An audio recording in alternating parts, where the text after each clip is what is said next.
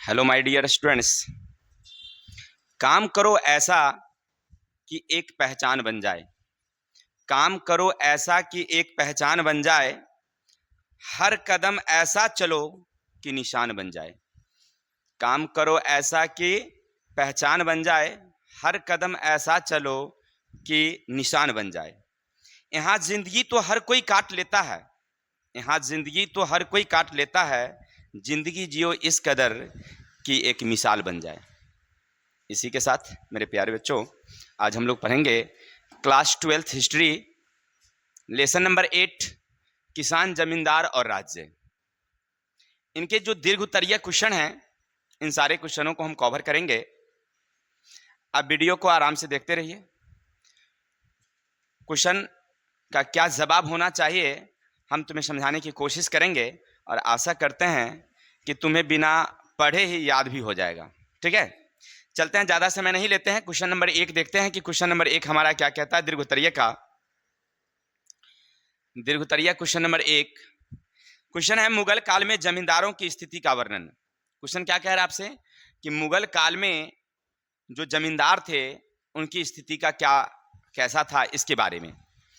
तो हमने पढ़ाया था चैप्टर में कि मुगल काल में बहुत सारी जमीन बंजर थी, बहुत सारी जमीन बंजर थी, और कोई उत्साही व्यक्ति क्या करते थे, उस जगह पर जाते अपने लोगों की सहायता से और उस जमीन को लगातार जुताई करके, कटाई करके, और उस बंजर जमीन को एक उपजाऊ बना लेते थे।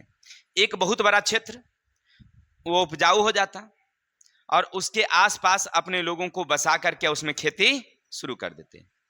और ये काम जो पहली बार करते थे वह उस जमीन का मालिक कहलाते थे, अर्थात जमींदार कहलाते थे। ऐसी बात हम नहीं कह रहे हैं। मुगल काल के जो प्रसिद्ध लेखक अबुल फजल, जिनकी प्रसिद्ध किताब आईनी अकबरी, उसमें ऐसा वर्णन है कि जो पहली बार जमीन को जोतते वह जमीन उसकी होती थी। अर्थात जमींदार कौन होते थे, तो जो किसी जमीन पर पहली बार जुताई करते थे उस जमीन का उसे मालकाना हक होता था। चलिए, एक तो जमींदारी ये थी। दूसरा क्या होता था कि कभी कभी किसी क्षेत्र में कर वसूलने के लिए राजा किसी व्यक्ति को नियुक्त कर देता था, वो जमींदार कहलाता था। तीसरा ये होता था वंशानुगत, कि मान लीजिए किसी के पिता अगर जमींदार थे तो उनका पुत्र खुद ब खुद जमींदार बन जाता था। और चौथी स्थिति, कभी कभी जमींदारी बिकती भी थी, कभी कभी जमींदारी बिकती भी थी। यानी कोई व्यक्ति अगर जमींदार था और किसी कारणवश उसे अपनी जमींदारी बेचनी होती थी तो वह जमींदारी दूसरे हाथों बेच करके चले जाते थे। ठीक है, तो जो व्यक्ति खरीदता उस क्षेत्र का वो जमींदार होता था। देखिए, ये जमींदार की स्थिति थी। अब देखिए, जमींदार जो होता था वो उस इलाके का समझिए एक प्रधान होता था। वो कर वहां से वसूलता और कर वसूलने का लगभग 10 से 15% अपने पास रख लेता था। और उसके ऊपर राजा का आदमी होता, राजा का आदमी उस कर को ले जाता या जमींदार खुद राजा को पहुंचा देता था। कभी कभी तो ये स्थिति आती थी कि 25% जमींदार रख लेते थे, कर का 25%। यानी कुल मिलाकर के समझिए कि पूरे इलाका में उसका एक हैसियत होती थी। उसके बहुत बड़ा घर मकान होता था। यानी जमींदारों की जो भवन होती थी बहुत बड़ा, उनके यहाँ बहुत सारे नौकरें, दासियां रहा करती थी। और जिस जमींदार के पास अच्छी शक्ति थी वह अपने हिसाब से एक सेना भी रखता था, सेना का टुकड़ी वह उसके पास रहता था। जितनी बड़ी सेना उसकी समृद्धि उतनी बड़ी कहलाती थी। यानी जिसके पास ज्यादा सेना होता था ना, वो उतना ही ज्यादा समृद्ध कहलाता था। यानी जमींदारों की स्थिति अच्छी थी। उनके रहन सहन, खान पान सब कुछ अच्छे होते थे। सोने की थालियां और चांदी की थालियां में वो लोग खाते थे और अच्छे भोजन। नौकरों की इनके यहाँ कमी नहीं होती थी और मदिरा और लड़कियां यानी औरतें में वो डूबा रहते थे। ऐसा जमींदारों की स्थिति हमारे जो अबुल फजल हैं उन्होंने ऐसा वर्णन करके लिखा है। साथ ही साथ उन्होंने ये भी बताया है कि कुछ ऐसे भी जमींदार थे जिनकी स्थिति अच्छी नहीं थी। जमींदार जो कुछ थे वो गरीब थे, एक सामान्य लोगों की तरह जीवन जी रहे थे। लेकिन कुछ जमींदार काफी अच्छे होते थे, जिनके पास काफी शक्तियां, काफी आय, काफी जमीन होती थी और उनका भवन बहुत आकर्षक सुंदर होता था। ठीक है, फिर उन्होंने बताया कि कुछ जमींदार जो होते थे ना, उनकी दैनिक स्थिति जो थी तो थी, साथ ही साथ कुछ जमींदार दयालु भी होते थे। जैसे मान लीजिए इस क्षेत्र का जमींदार अगर दयालु होता, उसकी पहचान क्या होती भाई? तो पहचान होती कि मान लीजिए अगर फसल नहीं हुआ तो किसानों से कर कम वसूलते थे या उसे माफ़ कर देते थे।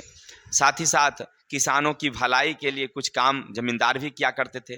कभी पर्व त्योहार के समय लोगों को बुला करके भोज आयोजन करते थे। यानी जमींदार समझिए जनता के प्रति, लोगों के प्रति, जो उनके मतलब वहाँ के सेवक थे उनके प्रति अच्छी सहानुभूति व्यक्त करते थे जमींदार। लेकिन कुछ जमींदार ऐसे थे, समझ रहे हैं ना, जैसे हमारे समाज में होता, कुछ खरूश लोग थे जो अच्छा जमींदार नहीं होते थे, या कुछ लोग थे जो अच्छे जमींदार थे। तो जो अच्छे नहीं थे वो क्या करते, अगर फसल बर्बाद भी हो गया उससे उन्हें मतलब नहीं था, किसान को कर देना ही पड़ता था।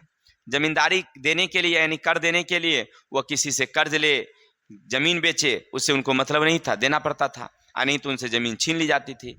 मजबूरी बस लोग जमीन भी गिरवी रख देते थे या कर्ज उठा लेते थे। तो ऐसी स्थिति थी, यानी जमींदारों की स्थिति उस समय कम है, बेशक अगर देखा जाए तो अच्छा था, संतोषजनक था। जमींदारी बहुत अच्छी प्रथा उस समय मानी जाती थी। क्लियर? चैप्टर ही हमारा है किसान, जमींदार और राज्य। तो आपने क्या समझा? जमींदारों की पहला क्वेश्चन जो है उन्होंने बताया कि जमींदार की स्थिति अच्छी थी। आशा करते हैं आपको समझ में आया होगा।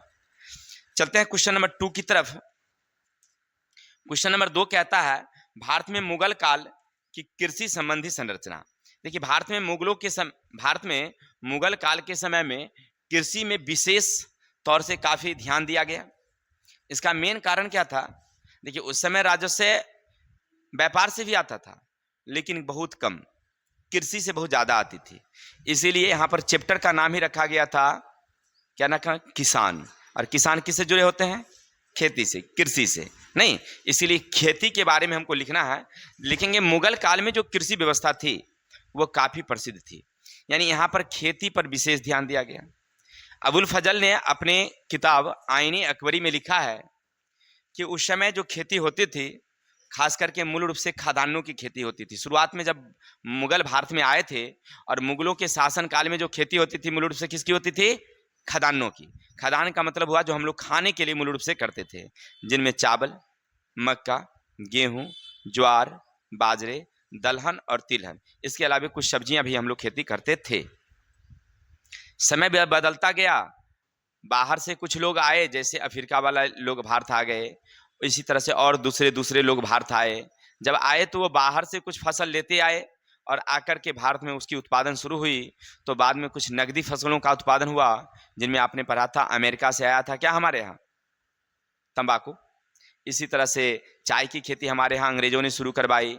गन्ना, कपास, ये सब हमारे यहाँ क्या हो गया? खेती शुरू हो गई। तो ये गन्ना, कपास और तंबाकू जो थी उस समय नकदी फसलों में गिनी जाती थी। तो पहले हम लोग करते थे खदान की खेती खास करके, तो बाद में हमने नकदी फसल का शुरुआत किया था। ये बाद में हुई थी लगभग, यानी समझिए भारत में जब मुगल वंश का लगभग 150 वर्ष बीत गया था।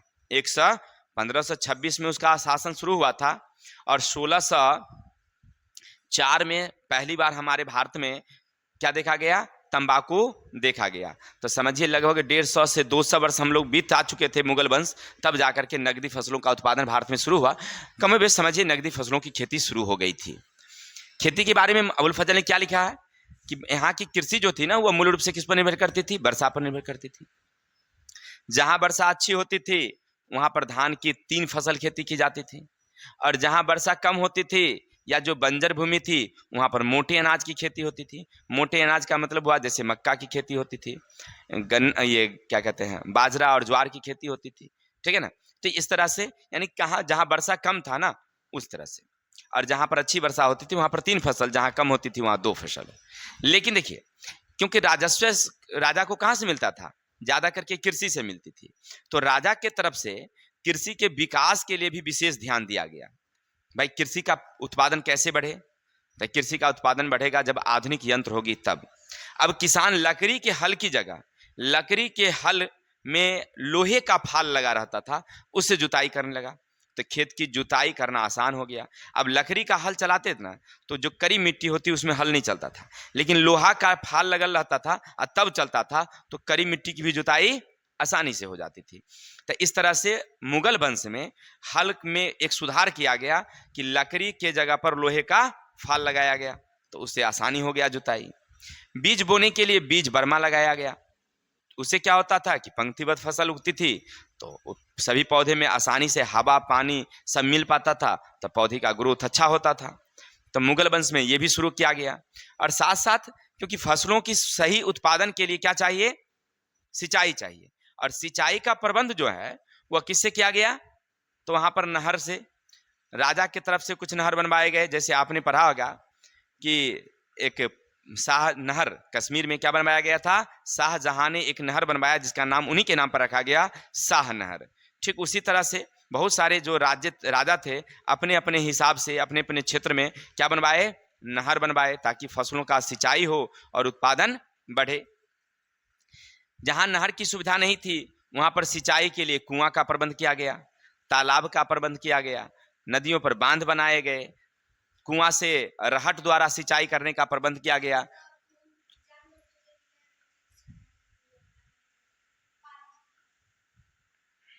तो इस तरह से सिंचाई के लिए काफी प्रबंध किया गया। नहीं तो किसानों की वृद्धि, मतलब किसान का अच्छा उत्पादन हो, माने फसल अच्छे से रहे, इसके लिए उसने क्या किया गया, सिंचाई का काफी विकास किया गया। अब उस समय जो खेती होती थी, आपने पढ़ा कि आईने अकबरी में बताया गया कि आगरा में केवल 39 किस्म के फसल उस समय उगाए जाते थे।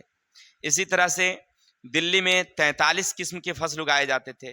तो कुल मिलाकर के फसलों की अच्छी खेती वहां पर की जाती थी, और इसके विकास पर राजा की तरफ से भी ध्यान दिया गया।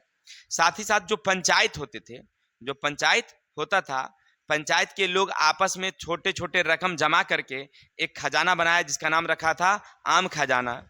तो आम खजाना में जो राशि बचती थी, ये लोग भी अपने हिसाब से अपने अपने क्षेत्र में सिंचाई का प्रबंध भी करते थे। जैसे छोटे नहर का निर्माण हो, या बांध का मरम्मती का काम हो, तालाब खुदवाना हो, साथ ही साथ कुआं इत्यादि, ये सब प्रबंध कौन करते थे, आम खजाना। ताकि राजा की तरफ से अगर नहीं हो रहा है तो कोई बात नहीं है, सिंचाई का प्रबंध खुद लोग कर लेते थे। तो इस तरह से वहां पर फसल के उत्पादन में काफी वृद्धि की गई, और कुल मिलाकर के अच्छा किसान की खेती होने लगी थी।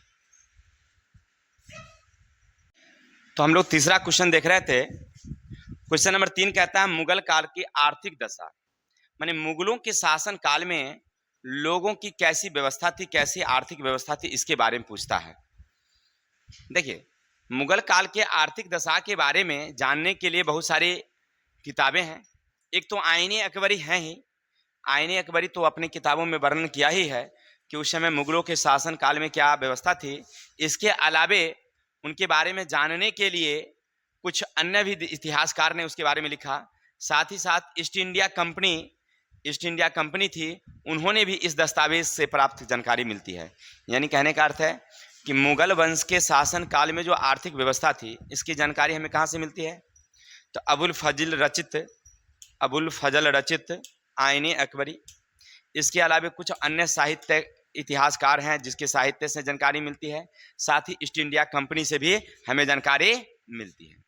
देखिए, उन्होंने क्या लिखा, उस समय हमारे जो समाज थे वह आर्थिक दृष्टि से अगर देखा जाए तो 2 वर्गों में बटा था। एक उच्च वर्ग थे, एक 3 वर्ग थे। एक उच्च वर्ग थे, और एक मध्यम वर्ग थे, और एक निम्न वर्ग थे। एक उच्च वर्ग जिनकी स्थिति बहुत ही अच्छी थी, उनके पास अच्छी जमीन होती थी, अपनी जमीन खेती बाड़ी अपनी करते थे, ठीक है ना। और ऐसा बताया गया है कि गुजरात प्रदेश में जिनके पास लगभग 6 एकड़ जमीन होती थी वो समृद्ध किसान, और वही जब पश्चिम बंगाल के लोग होते थे उसके पास 10 एकड़ जमीन होती थी तो वह समृद्ध किसान कहलाते थे। यानी कुल मिलाकर के उनकी समृद्धि का ये एक मापने का तरीका था कि जिन किसानों के पास कितनी जमीन, 10 एकड़, तो समृद्ध, उससे कम वाले को समृद्ध नहीं माना जाता था। ठीक है, चलिए, उनकी मतलब रहन सहन खान पान अच्छा होता था, सब कुछ उनके पास होता था, अपनी सुविधाएं। लेकिन जो गरीब होते थे, जो निम्न वर्ग होते थे, उनकी स्थिति अच्छी नहीं थी, संतोषजनक नहीं थी। वे छोटे किसान होते थे, अपनी जमीन उनकी नहीं होती, वह दूसरे द्वारा जमीन पर जो उनकी बटाई या अन्य प्रकार के जो होते थे जमीन, उस पर वो खेती करते थे, मजदूरी करना उनका काम था। और इन्हीं के बीच में से कुछ लोग ऐसे थे जिन्होंने कुछ हासिल कर लिए पैसा, किसी व्यापारी वर्ग के लोग, शिल्पी वर्ग के लोग, तो वो मध्यम वर्ग कहलाए। उनके पास ज़्यादा संपत्ति नहीं होती थी, लेकिन फिर भी कमोबेश उनकी स्थिति अच्छी होती थी। तो आर्थिक दृष्टि से वहाँ पर समाज को कितने वर्गों में बांट दिया गया था? 3 वर्गों में।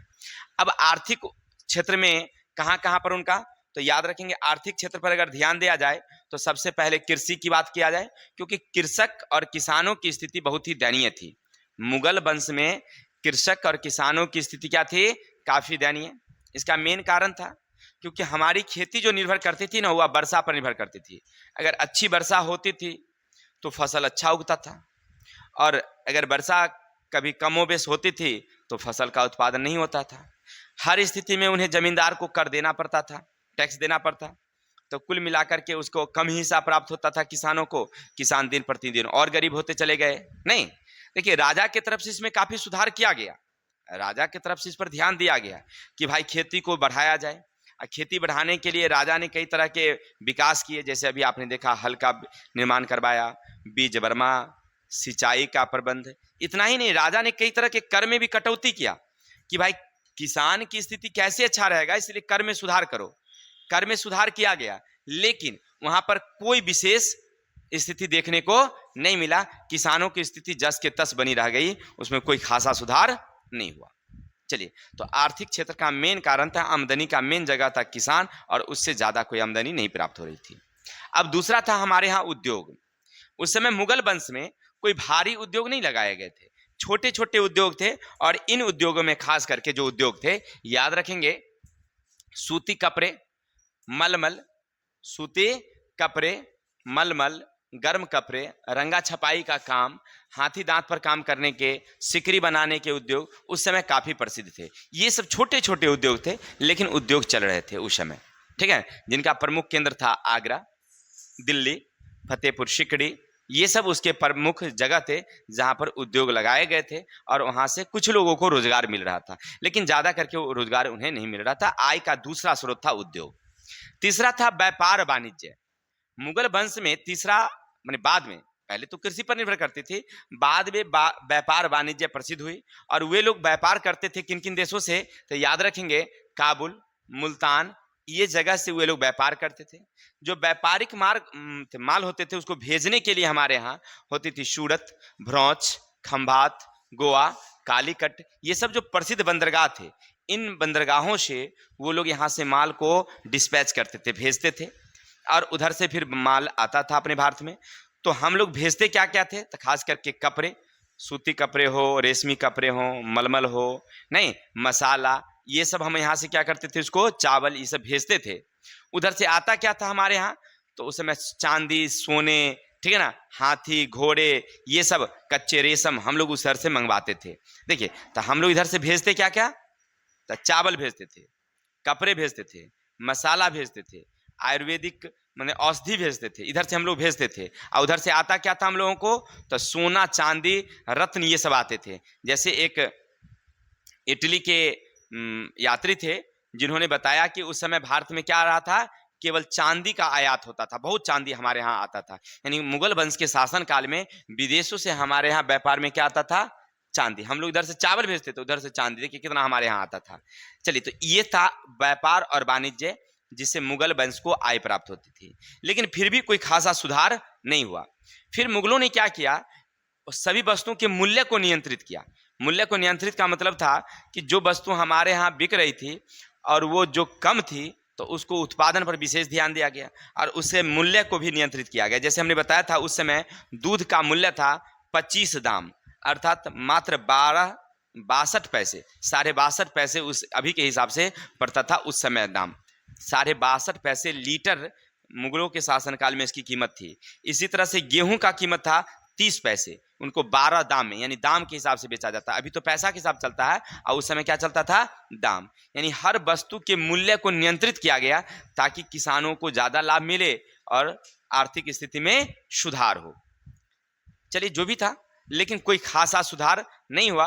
अकबर, जहांगीर, शाहजहां के शासनकाल तक तो ठीक रहा, लेकिन जैसे औरंगजेब का शासन आया, औरंगजेब के शासन, स्थिति और गिरते चली गई। उस समय क्या हुआ कि बाहरी आक्रमण भी शुरू हो गया। लोग जो औरंगजेब के शासन काल में जो इनके मंत्री संतरी जो भी थे, ये भी विद्रोह कर दिए। तो यहाँ का व्यापार क्या हो गया, धीरे धीरे लगभग बंद भी हो गया। उत्पादन जो कम हुआ तो हुआ ही, साथ ही विदेशी व्यापार बढ़ना चाहिए और धीरे धीरे क्या हो गया, कम हो गया। अब विदेशी व्यापार जब कम हो गया तो हमारे सामान की बिक्री बाजार में कम हो गई। तो भारत की जो आर्थिक स्थिति थी और खराब हो गई। किसके शासनकाल में? औरंगजेब के शासनकाल में। शाहजहां के शासनकाल में खराब हुआ था लेकिन कम बेस था, औरंगजेब के शासनकाल में ज्यादा खराब है। देखिए शाहजहां जब ताजमहल बनवाए थे ना, तो उस समय उनकी स्थिति, हमारे देश की स्थिति काफी दयनीय हो गई थी।